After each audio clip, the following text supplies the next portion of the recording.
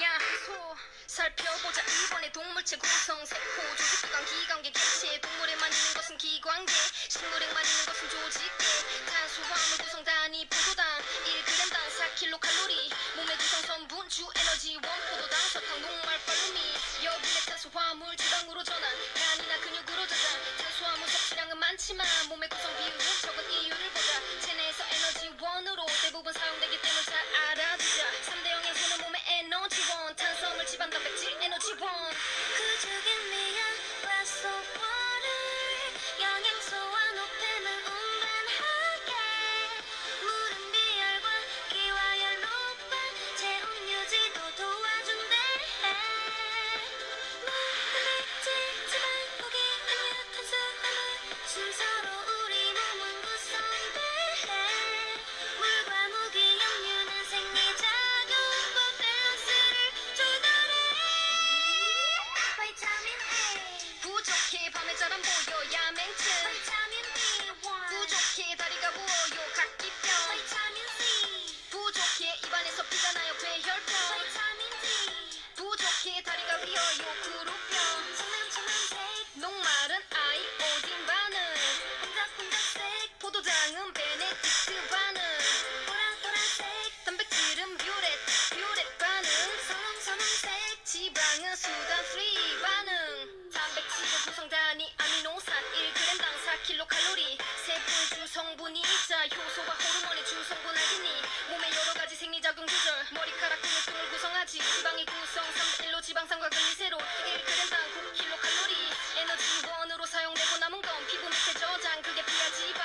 질원 유지 역할에 중요하지만 지나치게 되면 곧바로 비만. 탄소, 수소, 산소 3대 영양소 있어. 이중 질소는 단백질만 있어. 3대 영양소는 몸의 에너지원, 탄수화물, 지방, 단백질, 에너지원. 무기, 염류는 체내 합성 안 되니 음식물로 섭취해야 해. 전운적 혈구 속 헤모글로빈 부족하면 빈혈 조심해. 가시과에는 뼈와 치아 구성세포, 나트륨, 칼륨은 세포 안에 수분량을 늘 유지해줘. 바이타민 꼭 챙겨야 해. 바이타민 A 부족해 밤에 잘 안 보여 야맹증. 바이타민 B1 부족해 다리가 부어요 각기병. 바이타민 C 부족해 입안에서 피가 나요 폐혈병. 바이타민 D 부족해 다리가 비어요 구루병. 청량청량색 녹말은 아이오딘 반응. 혼작혼작색 포도당은 베네딕트 반응. 보라보라색 단백질은 뷰렛 반응. 선홍선홍색 지방은 수단 프리 반응. 자, 이렇게 해서 노래를 먼저 들어봤는데 우리 몸에는 영양소가 필요해.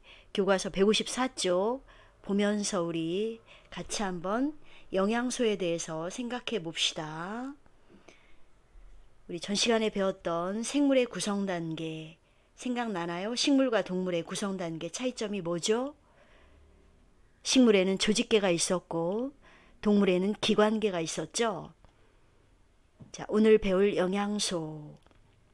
우리 몸에 꼭 필요한 영양소는 무엇일까요? 우리 몸이 건강을 유지하며 성장하고 정상적인 기능을 하기 위해서는 반드시 섭취해야 하는 영양 성분이 바로 영양소입니다. 오늘은 우리 몸에 꼭 필요한 5대 영양소와 또 그 밖에 영양소를 검출하는 방법에 대해서 알아볼 거예요. 먼저 탄수화물은 몸을 움직이고 힘을 내는데 필요한 전체 에너지의 60% 이상을 내는 영양소로서 우리 몸에 꼭 필요한 5대 영양소 중에서 그 중에서도 꼭 필요한 대표적인 영양소입니다. 소화 과정을 거쳐 포도당과 같은 단당류로 분해되고 또 호흡 과정을 거치며 에너지원을 만듭니다. 주로 쌀, 감자, 고구마, 옥수수 등에 많이 포함되어 있고 탄수화물이 결핍되면 신경과민, 활력 저하, 저혈당 등이 나타날 수 있습니다. 그 다음에 단백질은 육류, 콩, 달걀, 두부 등에 많이 포함되어 있는데 단백질은 우리 몸을 구성하고 면역체를 만드는 데 쓰이고요. 1g당 탄수화물과 단백질은 둘 다 똑같이 4kcal의 열량을 냅니다. 1g당 4kcal. 소화 과정을 통해서 단백질은 위에서 아미노산으로 분해되고 우리 몸에 필요한 단백질로 합성되어 우리 몸을 구성하는 데 사용하게 됩니다. 우리 몸에서도 근육의 주성분이죠. 신체 구성과 에너지 대사에 쓰이는 매우 중요한 유기물이라고 할 수 있습니다. 단백질 섭취가 부족하면 필수 아미노산을 공급받지 못해서 면역력이 떨어지고 빈혈과 같은 증상이 나타날 수 있고요. 성장기 어린이의 경우 성장에 영향이 있을 수 있습니다. 그 다음 지방은 지방이라고 하면 건강에 좋지 않고 살이 찌는 영양소라고 알고 있는 친구들이 많은데요. 우리 뇌 65%는 지방으로 구성되어 있다는 사실 알고 있었나요? 지방은 몸의 체온을 유지시켜주고 외부 충격으로부터 장기를 보호하는 역할을 해주는 영양소이고 우리 몸에 꼭 필요한 영양소라고 할 수 있습니다. 단 적은 양으로도 1g당 9kcal의 열량을 내거든요. 아까 탄수화물, 단백질은 1g당 4kcal라고 그랬죠. 지방은 적은 양으로도 그거의 2배 이상 1g당 9kcal 내는 걸로 봐서 적은 양으로도 많은 에너지를 낼 수 있기 때문에 소모되는 양은 적고 피하에 쌓이는 그러한 문제점이 있습니다. 적당한 양을 섭취를 해야 하죠. 이 지방은 식물성 기름과 견과류 같은 식품 속에 있기도 하죠. 불포화 지방산도 있고요. 자, 이 탄단지라고 하는 이 세 가지는 탄수화물, 단백질, 지방은 3대 영양소입니다. 그 밖에도 무기질은 뼈와 육체의 조직을 구성하는 데 꼭 필요한 영양소라고 할 수 있죠. 무기질의 종류로는 뭐가 있죠? 칼슘, 나트륨, 마그네슘, 아연, 구리, 인, 아미노산, 염소, 게르마늄 등이 있어요. 우리 몸에 꼭 필요한 무기질은 모두 20가지 정도가 있다고 합니다. 이러한 무기질은 체내 수분 함량을 조절하고 신체 골격과 구성에 꼭 필요한 영양소이기 때문에 필요하고 무기질이 부족하면 한참 성장기에 있는 아이들의 경우 또 성장에 영향이 있을 수 있기 때문에 잘 섭취를 해야 합니다. 각종 면역기능 감소, 당뇨병, 갑상선 기능 저하 등 다양한 질병을 유발할 수 있습니다. 비타민은 소량만 섭취해도 충분하지만 몸에서 합성할 수 있는 비타민이 제한되어 있고 결핍 시에 질병을 유발할 수 있기 때문에 필수 비타민은 꼭 섭취해야 합니다. 자, 이 5대 영양소, 그 중에서도 이제 우리 교과서에 보면은 미리 조사하기, 우유에는 어떤 영양소가 있을까? 우유가 들어있는 용기에는 우유곽을 한번 보세요. 열량이 140kcal, 탄수화물, 단백질, 지방, 그 밖에 콜레스테롤, 나트륨, 칼슘 등 여러 가지 성분표가 보이죠? 1번 인터넷을 활용하여 우유에 들어있는 영양소의 종류와 기능을 조사해보고 자료를 정리해보자. 우유의 끝맛이 약간 달큰하죠. 그건 당류가 있기 때문이거든요. 탄수화물은 주로 에너지원으로 쓰이고요. 또 우유에 들어있는 단백질은 또한 에너지원이며 몸의 구성성분, 특히 근육을 만들고 생리작용을 조절하고 지방은 피부 밑에 저장, 그래서 피하지방이라고도 하죠. 체온을 유지하는 데 중요한 역할을 합니다. 또한 비타민은 적은 양으로 몸의 기능을 조절하고 나트륨은 몸의 농도를 유지하고 철은 산소를 운반하고 칼슘은 뼈의 재료로 쓰입니다. 우리의 몸을 만들고 움직이는 필요한 요소를 우리는 영양소라고 하죠. 탄수화물, 단백질, 지방과 함께 비타민, 무기질 모두 중요한 5대 영양소입니다. 다시 한번 탄수화물은 우리 몸에서 소화되면 포도당이 되죠. 특히 뇌세포에 있는 포도당이 아주 중요한데 포도당은 밥, 빵, 과일 같은 음식에 많이 있다고 합니다. 2번 우유에 포함된 영양소 중에 에너지원으로 쓰이는 게 어떤 것들이 있을까? 바로 3대 영양소인 탄단지가 에너지원으로 쓰입니다. 이와 같은 영양소는 우리 몸을 구성하거나 에너지원으로 쓰이며 몸의 기능을 조절합니다. 우리 몸을 만들고 움직이는 데 필요한 게 바로 영양소지요. 모든 생물은 살아가기 위해서 에너지를 필요로 합니다. 먹지 않고는 우리가 기운을 낼 수가 없어요. 사람을 포함한 동물은 음식물을 섭취하여 영양소를 얻습니다. 그러나 음식물마다 들어있는 영양소의 종류와 양이 모두 다르죠. 생선에는 단백질만 있는 게 아니고 칼슘도 있고요. 밥에도 탄수화물만 있는 게 아니에요. 단백질도 있다고 해요. 또 야채에도 비타민만 있는 게 아니라 칼슘도 있고 음식물마다 들어있는 영양소가 모두 다르다고 합니다. 정상적인 생명 활동을 유지하기 위해서는 다양한 음식을 먹어서 영양소를 골고루 섭취해야 됩니다. 이러한 영양소에는 탄단지라고 하는 3대 영양소와 그 밖에 무기질이라고 하는 무기염류, 비타민, 물 등이 있습니다. 여기서 탄수화물은 우리 몸에서 소화되면 포도당이 되죠. 이 포도당은 세포들이 일하는 데 필요한 에너지를 공급해요. 아주 빠르게 에너지를 낼 수 있어서 특히 뇌세포에는 포도당이 아주 중요하죠. 이 포도당은 밥, 빵, 과일 같은 음식에 많이 들어있어요. 그 다음 단백질은 세포와 조직을 만드는 데 아주 중요한 영양소 중에 하나예요. 피부도 근육도 머리카락도 모두 단백질로 이루어져 있죠.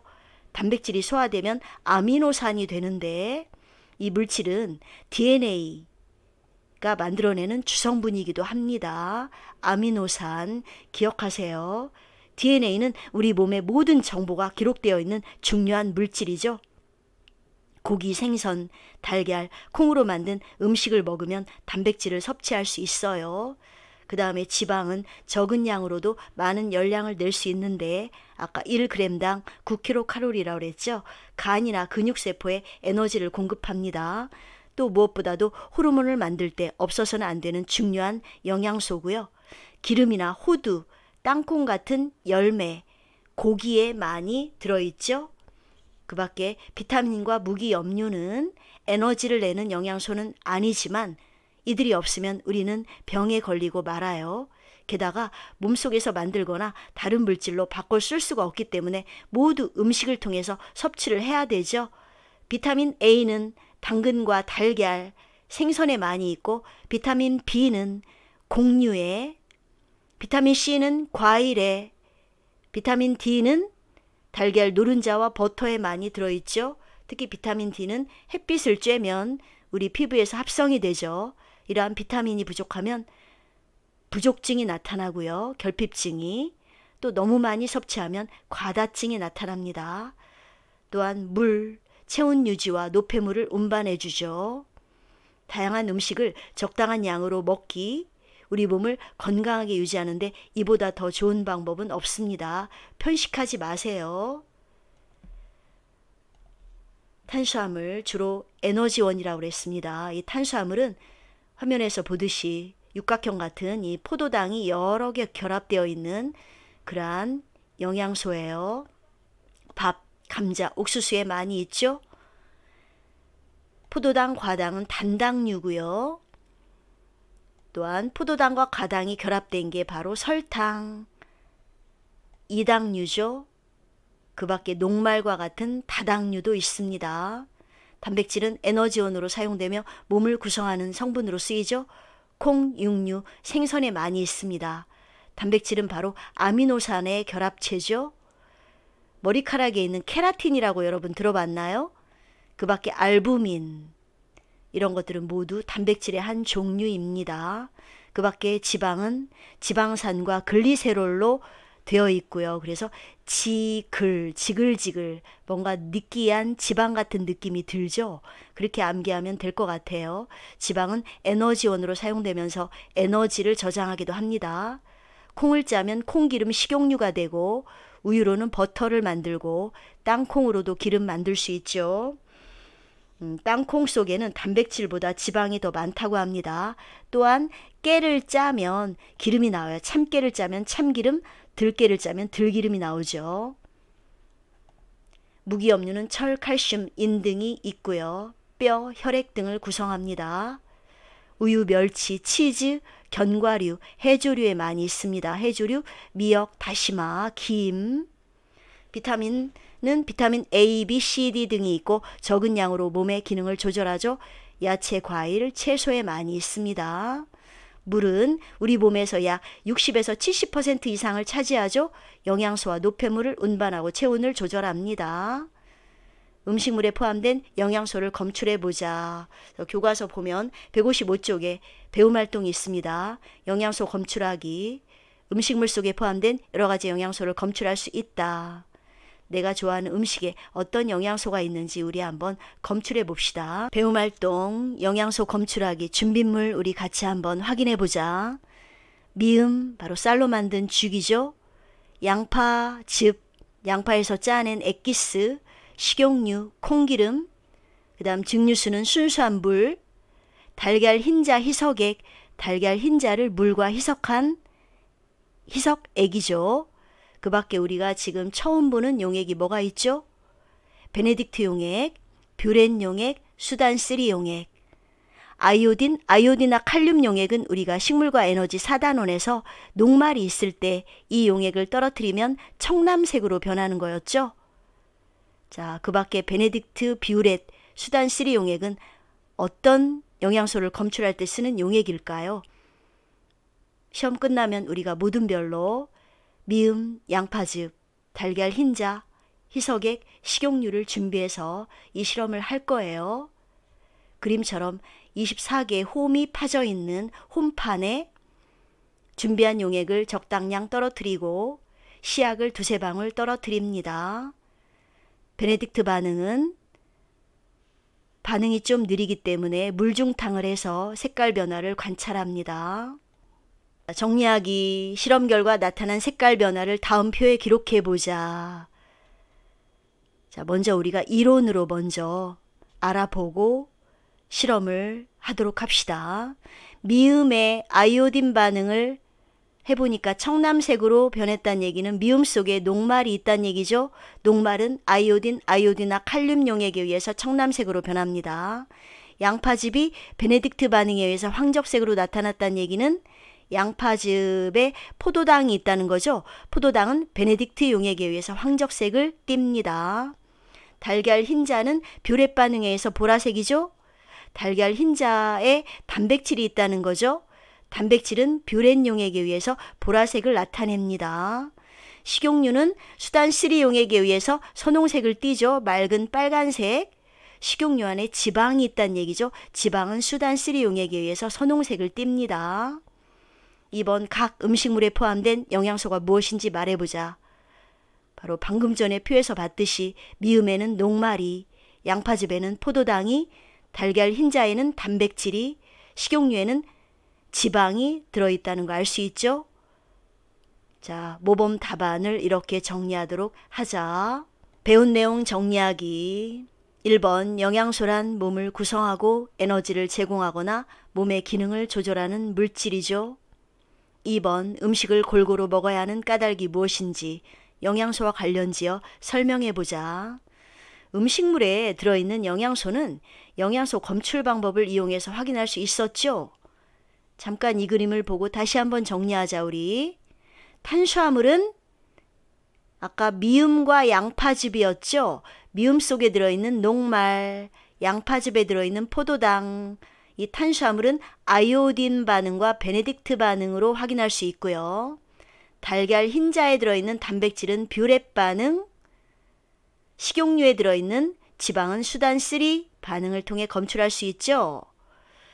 녹말에 아이오딘, 아이오딘화 칼륨 용액 떨어뜨리면 청남색으로 변했고요. 이 녹말 용액이 진하면 이 청남색도 진하게 나타난다고 합니다.